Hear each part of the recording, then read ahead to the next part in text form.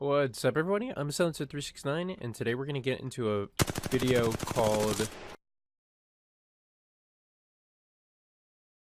Now, this video is about some of the mechanics and some of the things you might be wondering in Apex. You know, maybe you're not used to a first-person shooter, or just wanted to get back into the swing of things after a while of being AFK. Moving on to number one. We have light weapons, and these guys are weapons that are kind of good all around. Some of these are going to be really crappy. Some of these are going to be pretty decent. You know, like you see over there, it just all depends on what you're looking for. So if you see one of these, you can pick them up. They're not going to be the best, but they're going to be all around decent weapons. Heavy weapons. We got heavy weapons. That's number two. Heavy weapons are kind of a mix between, they can be burst shot, they can be fully auto, but these weapons are going to be, think about them as a souped up version of light weapons. They're going to pack a punch. They're going to be readily available. I mean, not all of them are kind of created the same. I mean, we have a flatline here, which is an automatic one, but, you know, it's not going to be, these guys are pretty much just souped up versions of the ones that you already know and love from light weapons. Energy ammo based weapons. Now these guys are kind of the, I don't want to say top dog, but these guys have special kind of abilities on their own. They're kind of their own sort of thing. The ammo is really rare for these guys, so picking these guys up early on in the game is going to be either good or bad depending upon the type or the amount of ammo you have. I mean, these can really make or break their play style. I mean, it all depends. So we have this guy, the triple take, which shoots 3. So if I aim it up here, it's going to shoot 3 individual bolts. But if I zoom up, it's going to all kind of go to the same sort of point. And we have the devotion here, which kind of revs up rotation speed so it can shoot faster over time. So now we have shotguns. Shotguns are not created equal. If you're going for a shotgun, there's only one shotgun that you should be really concerned about, and it's this guy, the Peacekeeper. Now the Peacekeeper has a really decent range. It's got a really decent range, and it's got a kick to it. Now if I boom, comparatively to this shotgun, the Eva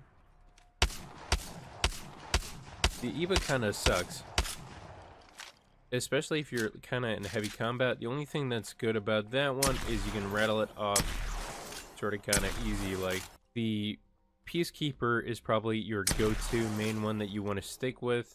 This is going to be the guy that you're going to go to. Don't worry about any of the other shotguns. Just stick with this one, you should be good. There's one gun in particular, the Mozambique. Now, this one, you might be wondering, oh, hey, is this like other shooters, how it shoots a shotgun ammo and it's going to be great, like Rainbow Six? No, this is probably the worst gun in the game. I would stay away from this altogether. The only really good actually, I'm not even going to say that.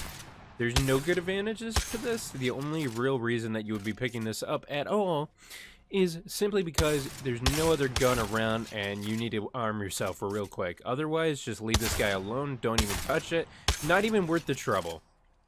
Now we're moving on to these rare guys. So these guys are only going to be in special drops, and there's only 2 weapons here. So we have the Kraber.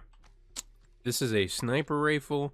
It's pretty much a one-shot kill no matter what, as long as you land the target on him and he doesn't have a purple shield. And this is the Mastiff. This is the most powerful shotgun in the game. If you happen to get your hands on one, your chances of survival are going to go up greatly. Now, the reason why this is so good is, unlike other shotguns and its regular spread, this guy actually goes a little too... Think about it kind of like a triple take, but only it has a wider spread, so to speak. Let's see, if I aim here in between these 2 targets, I'm able to hit both of them. So it's got a left and right horizontal spread that's really good. It's not so much up and down spread. But even if you happen to land or don't land a shot on this guy, this is the one you need to grab.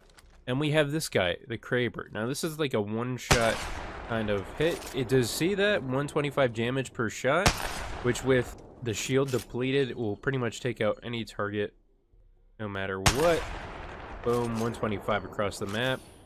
Let's see if I aim for that lone target off in the distance. If I hit just on the top right, yep, still 125. So as long as you land a shot with this guy, you should be in pretty good shape. Now, the only other thing I will say about weapons is each of them have an individual kind of spread. So it's good to come back here if you're not sure about a weapon and practice. Practice makes perfect. Even in this game, I know it's kind of annoying to see me be like, oh my gosh, yeah, you gotta practice. Well, you do. It does help up in the long run. But trust me on this when I say practice makes perfect. I mean, in no way, shape, or form am I a really great player, but, you know, I'd like to say that I'm getting up there and kind of understanding it a little bit more. But yeah, practice makes perfect. So if you're having any trouble or you're having any difficulty or any questions about any of the guns displayed in here, you could always come to the tutorial where I am right now and test this gun out and see the recoil. Ziplines are a way to get across the map a lot easier since the map's sort of big, as you can tell from right there. There's a lot of space to travel in between them. Ziplines are kind of the roadway or connections between the various points, which make your life a lot easier. Falling damage. Now, this game is a little bit different, unlike some other ones like PUBG or I guess even Fortnite. So, in this game, you have no falling damage whatsoever. So I can kind of commit a little bit of a suicide, jump all the way down here, and still be completely fine. So you can use that to your advantage. Let's go back up here and let's say that there's an enemy right around here. If I wanted to, I could start out with a sprint, jump, and boom, rattle a few shots off while I'm falling down. So use that to your advantage. Height in this game is imperative. You use that as much as you can. Now I'm going to talk about sprinting. One of the most important mechanics, I think, in this game, comparatively to other ones. Sprinting is one of the best ways to kind of transverse an area really quickly. Sprinting and then sliding. Sliding is going to be the main key here. Sliding makes it so you are able to not only move in a position really quickly, but hey, if there's a bunch of enemies around and you can't res someone or revive, you have to get out of there quickly. And that's pretty much the best way of doing that. So I'm going to start by hitting shift and then holding control. And look how fast I do that. If I were to do the same exact thing, but only holding shift, it would take me a lot longer to get to the same location.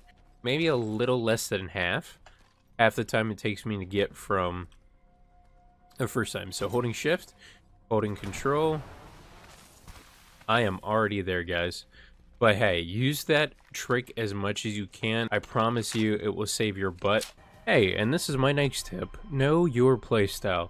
So no matter whether you like to be up front in the battle or you like to stay back and snipe, know your playstyle. So you pick a character that's more comfortable for you. So for instance, if you like to get up front and personal and like to bring the pain to the enemy, either choose Bloodhound, Gibraltar, or Bangalore.